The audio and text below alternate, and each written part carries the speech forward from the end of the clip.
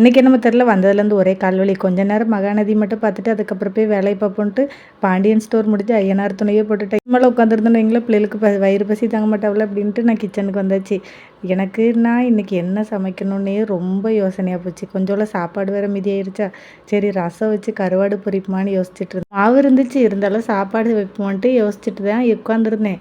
ஆனால் இப்போ மணி 8:30 ஆயிட்டா. இனிமேல் நம்ம அரிசி ஊற வச்சு ரசம் வச்சு கருவாடு பொரிச்சு 10 மணிக்கு சாப்பிடவா?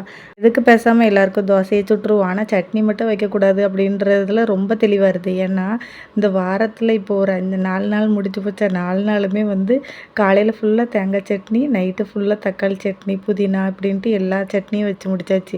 இனிமேல் இன்றைக்கி மறுபடியும் தேங்காய் சட்னி அரைச்சிட்டா வீட்டில் சண்டை தான் வரும். அதனால் குருமா மாதிரி பண்ணிடலான்னு ஃபஸ்ட்டு வெங்காயம், தக்காளி, பச்சை மிளகாய் எல்லாம் வதக்கி விட்டுட்டேன்னா, அது கூட நம்ம கொஞ்சம் நல்லா வாசமாக பட்டை, சோம்பு, கிராம்பு எல்லாம் அரைச்சி ஊற்றி வச்சோன்னா பிள்ளைங்க கொஞ்சம் சால்னா மாதிரி இருக்குமா, நல்லா விரும்பி சாப்பிடுவாங்க. அப்புறம் மஞ்சத்தூள், மிளகாத்தூள், உப்பு எல்லாம் போட்டு ரெடி பண்ணி குருமா வச்சுட்டு இருந்தேன்னா, பாப்பா ஸ்கூலில் நாளைக்கு ட்ராமா இருக்குதா.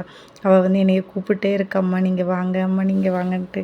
நான் அம்மாவுக்கு லீவ் கிடைக்காது பாப்பா அப்படின்னு சொன்னால், நான் நீங்கள் கண்டிப்பாக வரணுன்ட்டு. சரி அம்மா போ, நான் அப்பாவை அனுப்பி வைக்கேன், இல்லை நான் அண்ணன் வருவான் அப்படின்ட்டுலாம் சொன்னால் என்ன விட மாட்டேங்க, நீங்கள் வந்தே ஆகணுன்ட்டு.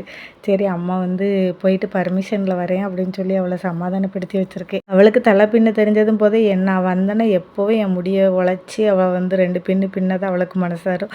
சரி அம்மா உனக்கு குட்டி தோசை செஞ்சு தரேன், நீ இங்கே உட்காந்து சாப்பிடுன்னு சொல்லிட்டு அவளையும் மேலே உட்காந்துருந்தாலும் என்கிட்ட கதை பேசிட்டு அவளுக்கு குட்டி தோசை ஊற்றி கொடுத்தேன். என் கிஷோர் பார்த்துட்டு, அம்மா இந்த தோசைலாம் எனக்கு வயிறு நிறையாது, எனக்கு நீங்கள் பெரிய தோசையே சுட்டு கொடுங்க, பாப்பா மட்டும் தான் சாப்பிட்டுக்கிட்டோம் அப்படின்ட்டு போயிட்டான். பாப்பா என் கூட உட்காந்து சாப்பிட்டுட்டு இருந்தால, அவனுக்கு நான் 2 பெரிய தோசை ஊற்றி அவனும் சாப்பிட்டாச்சு. இந்த தோசை ஊற்றுற வரைக்கும் நமக்கு இந்த கிச்சனில் நின்று தோசை சுடும்போது அந்த தோசையே பார்த்துட்டு இருக்கணும், வெந்துச்சா வேவலையான்றது கடுப்பாயிரும். அதனால் இந்த முருங்கீரையாவது க்ளீன் பண்ணி வைப்புன்னு பார்த்தோன்னா அதுக்கு நமக்கு வேலையே இல்லை. கவருக்குள்ளே எல்லா கீரையும் உதிர்ந்து போச்சு. 2 3 காம்பு மட்டும் கிடந்துச்சு. அதை மட்டும் எடுத்து போட்டுட்டு நாளைக்கு புளிக்குழம்பு வைக்கலான்ட்டு காலையில் இந்த வெங்காயம் உரிக்கிறது நச்சு பிடிச்ச விளாண்டு அப்படியே வெங்காயமும் உரித்து வச்சுட்டேன். நாளைக்கு பார்க்கலாம், பாய்.